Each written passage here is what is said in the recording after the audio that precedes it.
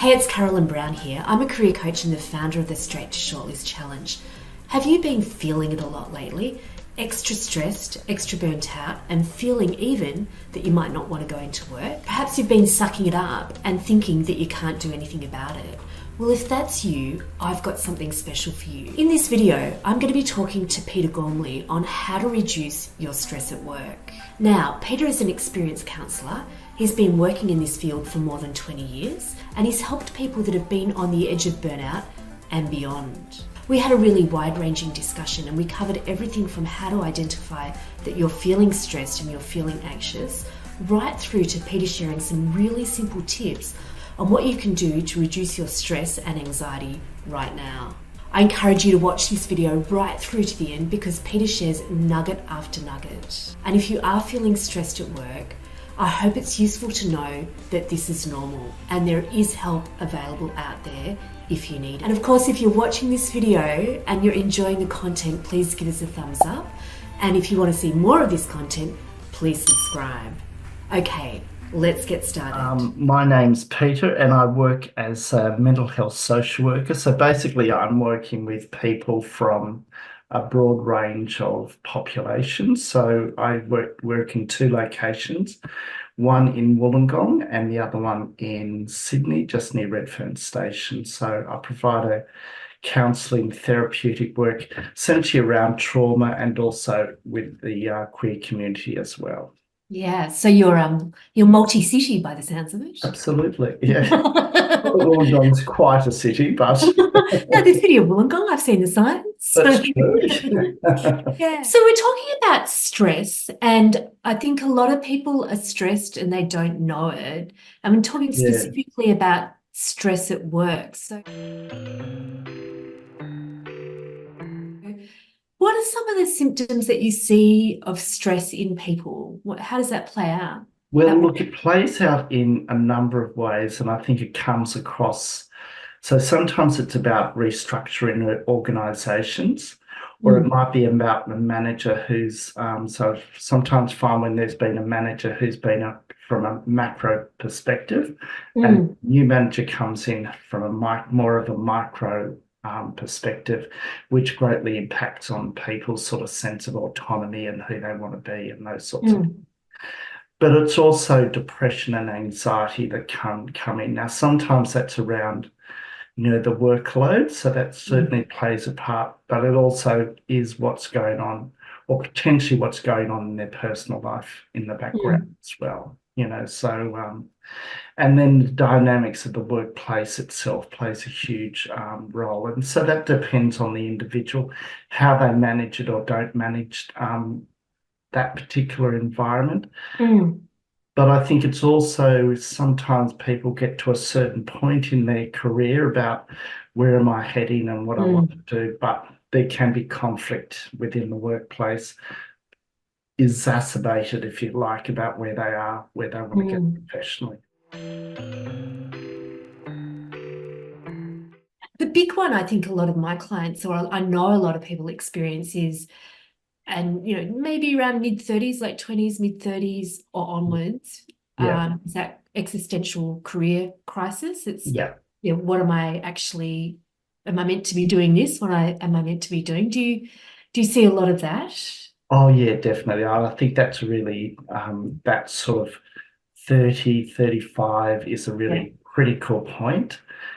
Both from a professional point of view, so whether they're getting that satisfaction out of work. So I've had a client recently who actually changed careers for that exact reason. Where they felt that where the industry they were in was not fitting their personality. And I think it's trying to sort of get those two to mix and marry together. Because they say if your values and strengths and skills, if you've got an opportunity to find an organisation that matches your values, and you're applying your strengths, you're in a pretty good sweet spot in terms of, what you want to do and things that you want to do as well. So it's a bit of I know you sort of said depression and anxiety, and I think those terms, like they're umbrella kind of terms a lot of the time. What are the symptoms of say, for example, depression to start off with? What do you see Well, there? it can sort of slowly creep in, Yeah. and they might find that they're having less energy, so they lose their energy. So it might be hard for them to get up in the morning, but also things that they once really enjoyed, and they may have actually enjoyed work at one point, and now they're sort of struggling to get up in the morning and even sort of, and sometimes once they're at work, they're okay, Mm, actually getting to work. But then the longer that, say, the depression goes on, mm, might be harder and harder to get motivated to do the work, mm, so they might find they're wasting lots of time while they're actually in the workplace itself. mm. Yeah, it's one of those things that's pretty insidious because it can creep up. And I think I read a great article in The Guardian a while back around, might have been The Guardian or The New Yorker, around this concept of languishing.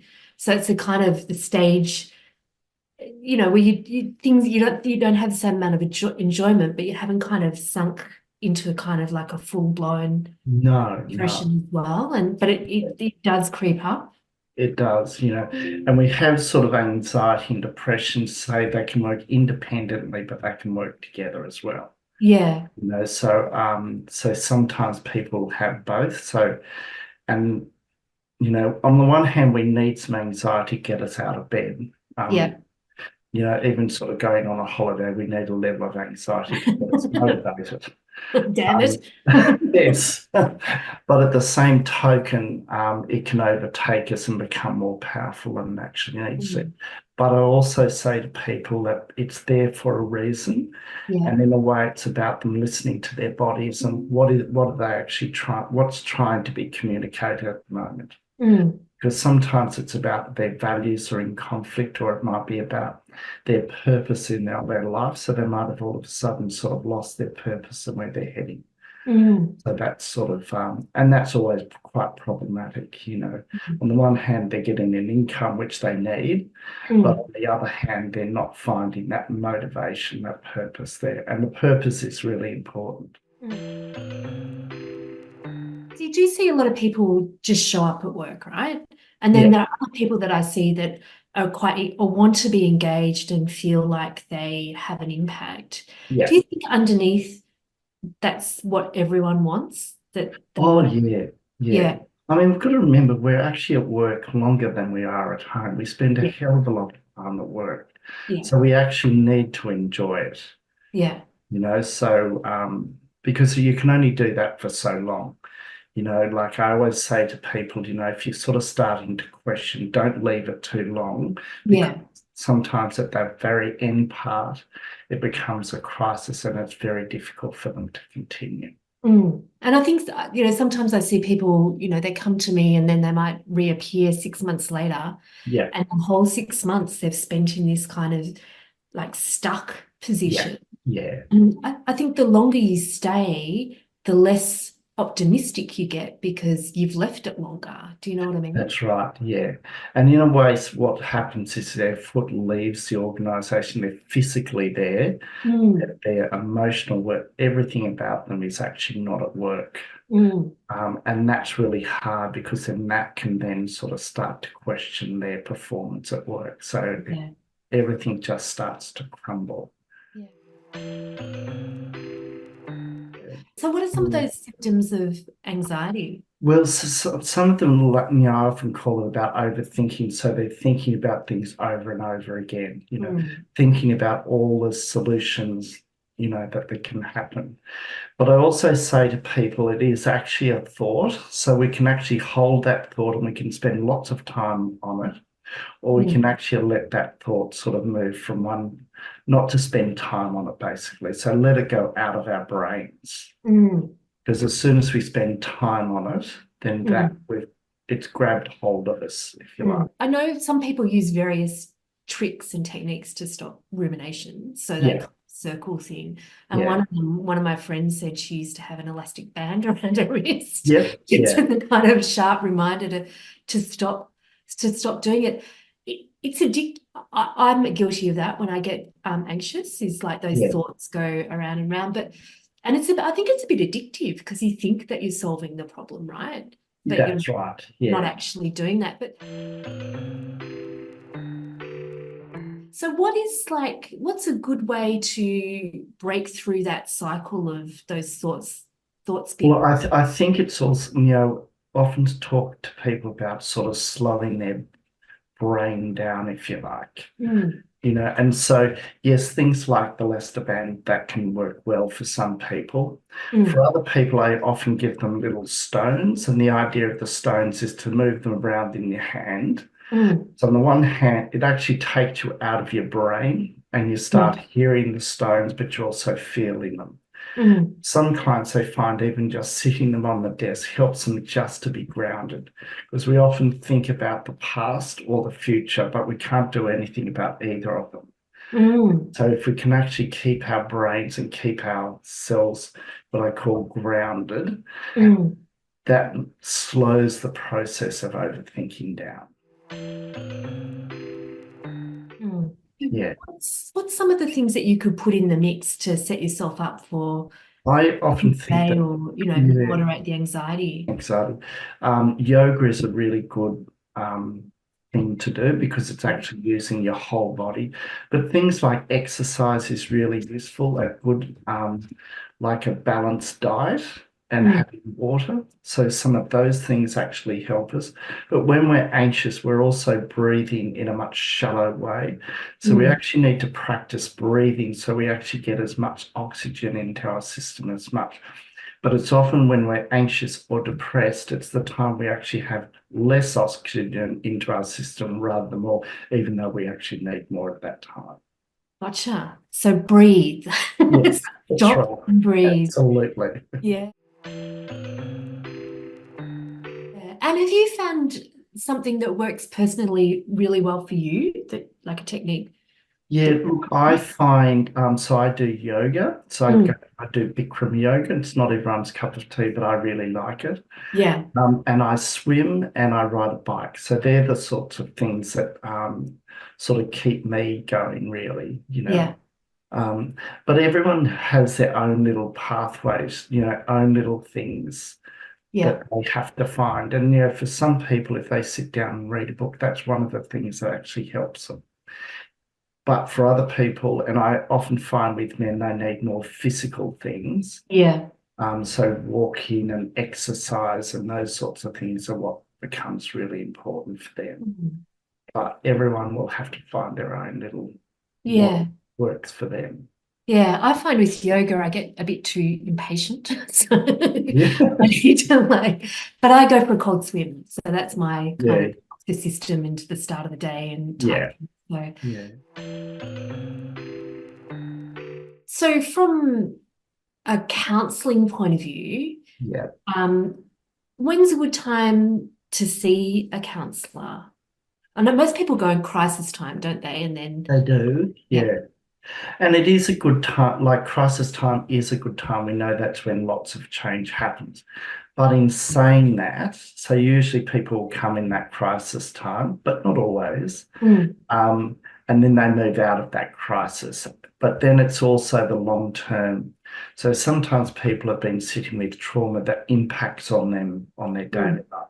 So let's say there's been a lot of trauma and they find they're actually getting angry really quickly, so they explode quite fast.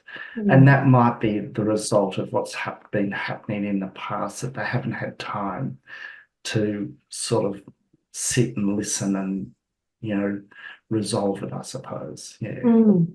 Because sometimes we haven't actually processed what's happened in our past.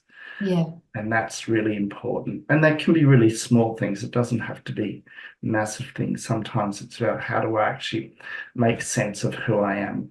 Because yeah, it's really about understanding and developing an understanding of ourselves, yeah, of how we sort of move forward in our lives. yeah. And it's work too, isn't it? It's not an overnight thing. And No, no. very courageous work, I think, as well. You've got to revisit past effort, like revisit yourself. That can be, Yeah. a lot of people don't actually do that.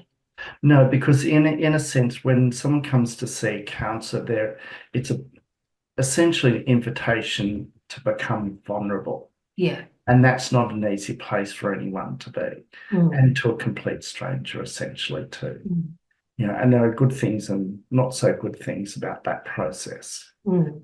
you know. There's a tendency that people separate what they do in their job to what's happened to them in the past. Yeah, You know, how they interact in the workplace and how they interact with other people and how they process things is all yeah, a function of, you know, what they've learned, like sometimes lifelong patterns as well. So, absolutely, yeah. yeah. Yeah. And when we're thinking about trauma, there's sort of different things can be triggers for people at different times. Mm.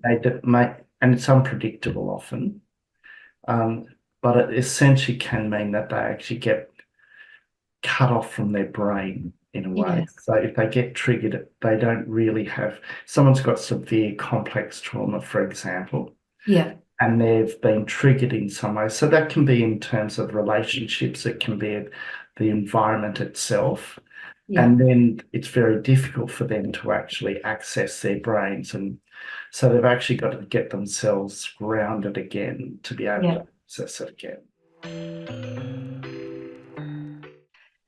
I know for people that don't have that language of counselling, Yeah. that word of trigger, like what do you mean by trigger? Okay, a trigger might be, so let's say I'm just thinking of a particular person where they go and see their manager, it's a new manager, and they're actually behaving or relating very much about what's happened in their past. And Mm. so their trigger, it looks like they're relating to, say, their boss in the here and now, but in fact, they're relating to something that's actually happened in their past. Mm. And so that makes that relationship in the present very complex. Mm. And so it's about trying to process that information to understand what's happening there. Mm.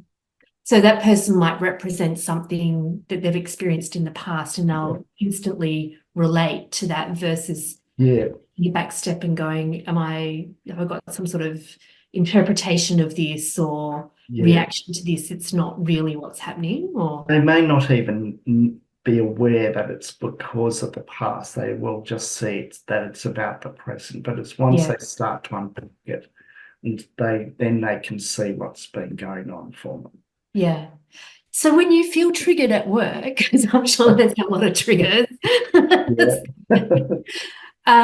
what are some of those things? And again, like I'm sort of asking this because then it has ripple effects, doesn't it? You know, if Yeah. you're constantly showing up in a certain way, then that might not be the best way for you to enjoy what you do and have good relationships, get promoted. So if you feel triggered at work by something, like what's a technique to kind of Well, I think it comes down to sort of that grounded on the mindfulness, but strategies that can be really useful. So thinking about some sensory type products. So that can be things like the elastic band that you sort of spoke about, but it also rocks and water. Music can be really useful for people. And it might be that they just need to get up and walk around and then come back. And then just those breathing techniques can sometimes be the thing that actually helps them. You know, so it's just about them thinking about, okay, essentially reading their bodies, or what we talk about is scanning our bodies, what's actually happening for our bodies, yeah, because then that gives them a sense of power about how do they actually respond to this situation. yeah, That's a really important part. yeah. So taking that little break in some way Yeah, from the scenario, bringing yeah, it back to absolutely. what Yeah, you're feeling and yeah. But I think what's really important is that they make sure their voice is actually heard in the workplace. yeah, You know, because I think if people can actually sort of say what they're actually thinking, what's actually happening for them in the workplace, yeah, then one, it does give them a sense of power, but it'll also give them a certain calmness once they know they're actually being heard within the workplace. yeah. Because that's the thing that I find often isn't the issue at stake, is they often don't feel heard. Mm. It's really interesting because then it's like, you know, it's two ways because you can have very toxic workplaces and Yeah, toxic people. And sometimes you can kid yourself that it's something that you can do and you can yeah. control that environment as well. So, Yeah, and sometimes, unfortunately, there's not going to be anything they can do about the environment. So if they can't develop their relationship whether it's the manager or colleague. So if they can't actually confront and deal with conflict on that level, sometimes it may need they need to think about if this is a good place for them to be. So essentially, it's about, okay, is this environment safe for me?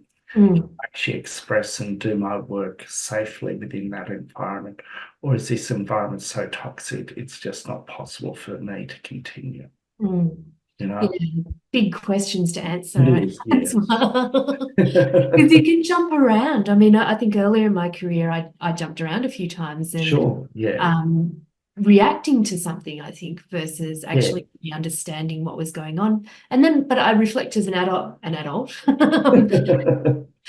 I think, well, no, there were two things going on. There's me and my response, but there's also something going on as Yeah. well. So, And we must also remember that, systems play a huge influence in our lives, and we underestimate the power, if you like, that an organisation has over individuals within that organisation. When you say systems, what do you mean by that? Well, if you think, we have lots of different. So if you think about an organisation, it's essentially a system. Or if you think about a government, so there are a number of different types of systems involved. So you have police and you have health. So all those systems influence our lives in some ways.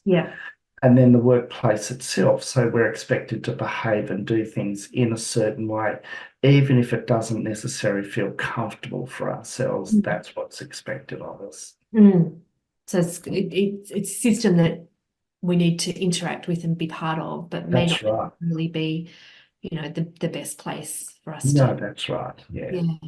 But then for other people, systems can work really well for them, and it actually enhances their personal growth as well as their professional.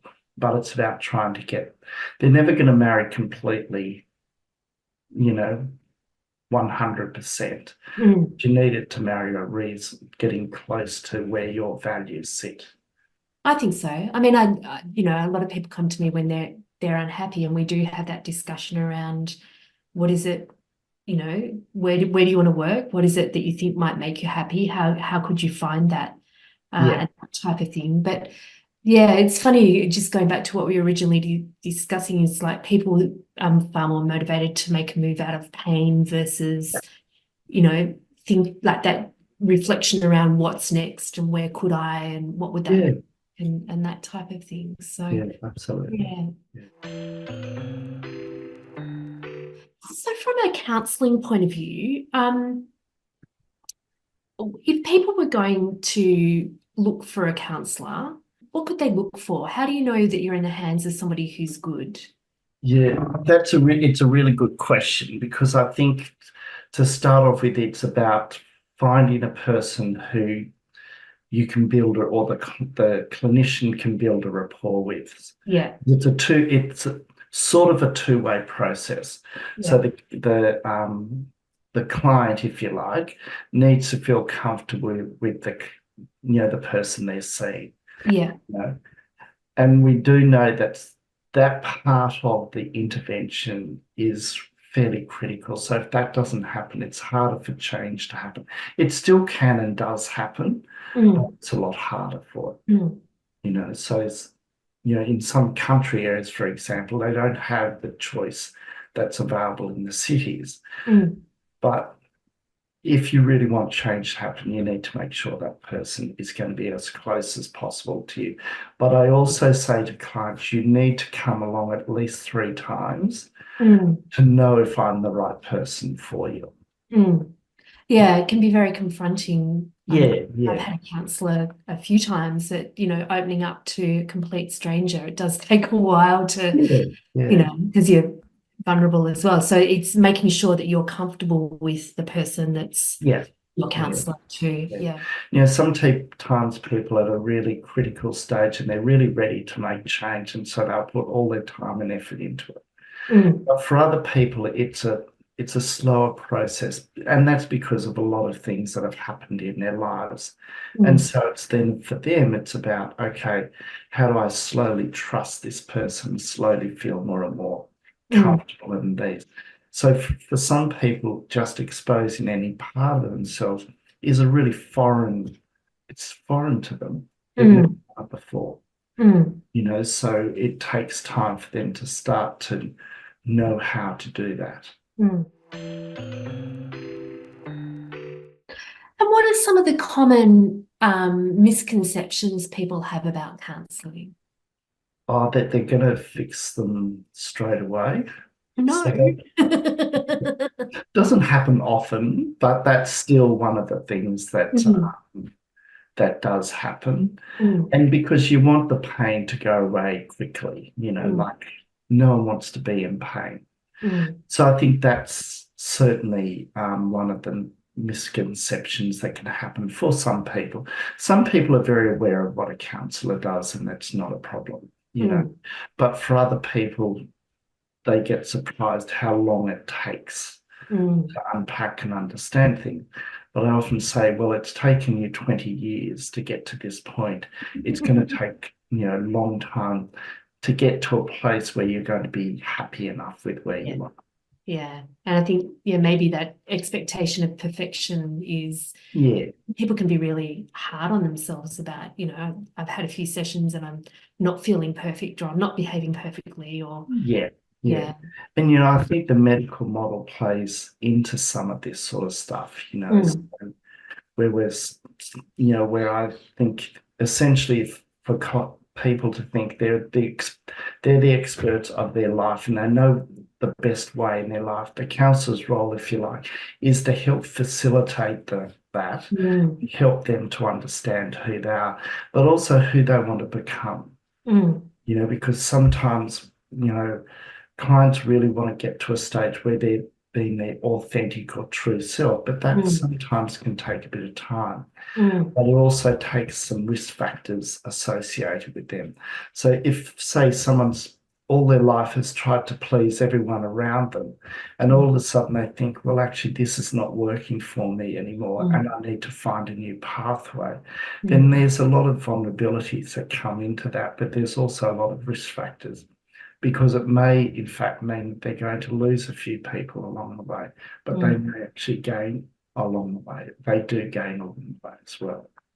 Yeah, it can be really scary. And then all that stuff around, well, what do you do when you lose people that you think are important to you or have been important to you? And that's right, yeah. So, yeah. It doesn't mean that the relationship dies, but it might change. Yeah. Excellent. So where can people find you if they want? So they can find me, so on Psychology Today, they'll find me. So my space in Sydney is called Open Dialogue. So if they Google Open Dialogue Psychology, they'll find me there. Or if they Google the psychology space in Wollongong, they'll find me there as well. Excellent. Thank you very much. It's been fantastic talking to you. No worries. Nice to talk to you too. Excellent.